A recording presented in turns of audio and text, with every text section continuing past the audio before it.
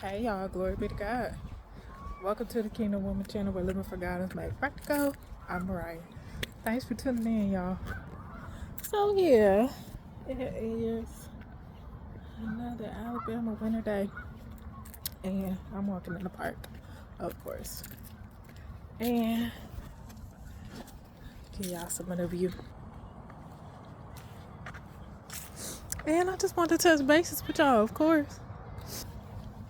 What I want to talk about today is overcoming church hurt. Because a lot of us are church hurt or experience church hurt, and because of church hurt we lose our faith in God and we turn away from the church. And you know what I'm saying, you have a right to make whatever decision you want to make. The decision making power is God's gift to you, but I don't want you to be bound by the fact that somebody else has hurt you when you could be set free and you could go forward in your purpose. You can go forward in the kingdom and you can maintain your relationship with God. Now, overcoming church hurt. I think the most important thing to understand about being church hurt is the fact that the people who claim to represent God are not God. They people just like me and you. And the reason why you so hurt is because you put that person on a pedestal that they didn't deserve. And they may have put themselves on a pedestal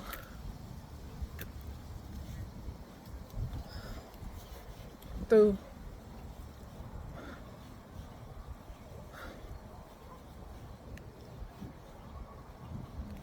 this deception. Allows people to operate in the spirit of religion, and that spirit of religion is what people. How you doing? Good morning. That's okay. How you doing? And that pedestal, through that spirit of religion, is what people tend to operate in. When you can, let me tell you something. When you kingdom, you know your place in God, and you bow down to Him. It ain't no pedestal. If anything, you trying to get up off a pedestal. You running from a pedestal because you know you ain't got no business on there. And so, you know what I'm saying. But I will say this: it is proper for you to expect people who claim to represent the Lord to be held to a higher standard than everybody else. You know what I'm saying? If you can't claim to represent the Lord, you should be held to a higher standard than everybody else. That's a reasonable expectation for you to have. And sometimes people fall short. And when I say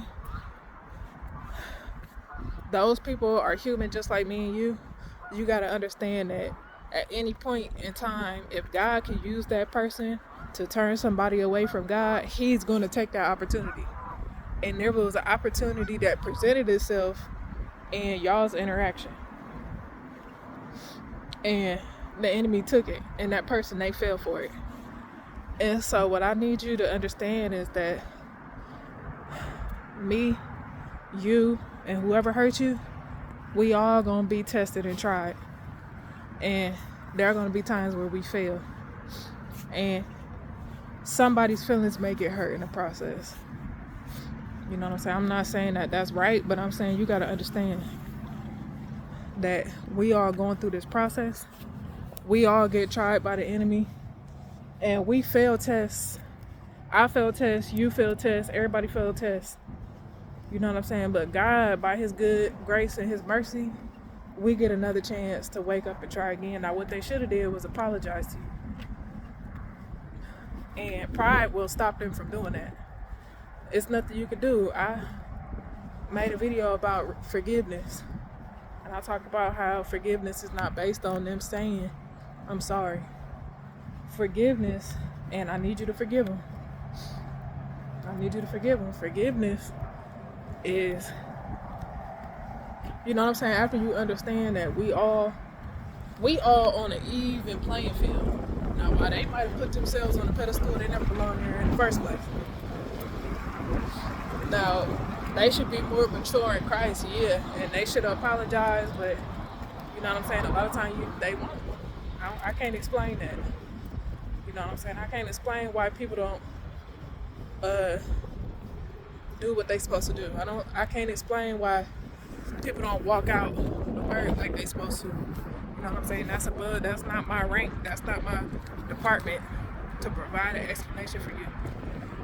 Now, what I will say is we all get tried. You know what I'm saying? Sometimes we fail. And you gotta have compassion and forgive people. For your heart. Because when it's time for you to go back and seek God's face, you want your heart to be in the right place. Forgive so that you can be forgiven. Because like I said, you're going to come across a test. You might hurt somebody's feelings. You want God to forgive you. So you got to forgive. And in the future, understand that these people are not God. Seek God in an authentic relationship. Seek God in all His authenticity for yourself. You want to develop a pure and authentic relationship with God, because that's your right. Jesus died to give you that. Jesus died so you could go straight to the Father. You got to go through Him. You know what I'm saying? Before Jesus died, we was in the Old Testament, and you really couldn't get to God. You got to do animal sacrifices and go through the holies of holies and all this crazy stuff. Now all you got to do is open your mouth and talk to Him and maintain and develop a pure, authentic relationship with the Father. You don't have to go through these church people. You don't have to go through these religious people to get to God no more. You can go to God for yourself. As soon as you understand that these people don't belong on these pedestals, they put themselves on. You can seek God for yourself. You don't need nobody in the way. You don't need nobody in the middle of that to do that. You can do that for yourself. You know what I'm saying? And you might have thought, you know what I'm saying, that you needed that person. Hey, how you doing? Hi, baby. You might have thought that you needed that person, but you don't need that person. No, you can seek God for yourself. And that's how you overcome church hurt. Forgiveness and a transformed mind. And some compassion. You know what I'm saying? And in the future, understand the humanity of all of us. We on an even playing field. All of us. We are all brothers and sisters in Christ. We all make up the body. No body part is more significant than any other body part. And you know what I'm saying? I know they try to make hierarchies in the church, deacons and usher, and all that is religious. Hoo-hoo-foo-foo. That stuff don't mean nothing. You think the Lord of Lords and the King of the Kings go to that person and call him deacon, preacher, pastor? When he address them, when he show up on their bed, you think he'd be like, hey, pastor, how you doing? No.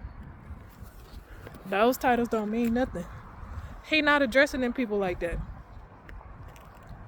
He not addressing them people like we. No.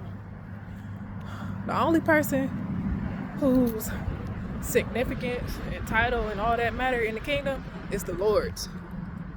It's the King. It's only one King. Don't forget it. Don't you ever forget that. It's only one King. And we all bow down to Him. Don't let these people fool you. But I would end it there. You know what I'm saying? I need you to be transformed by the renewing of your mind, though. I need you to look at this differently, because viewing your circumstances through a religious lens is probably why you holding on to hurt and pain. But it it don't work like that in the kingdom. And that's what I want you to understand. But okay, y'all. I'm gonna end it there. Bye.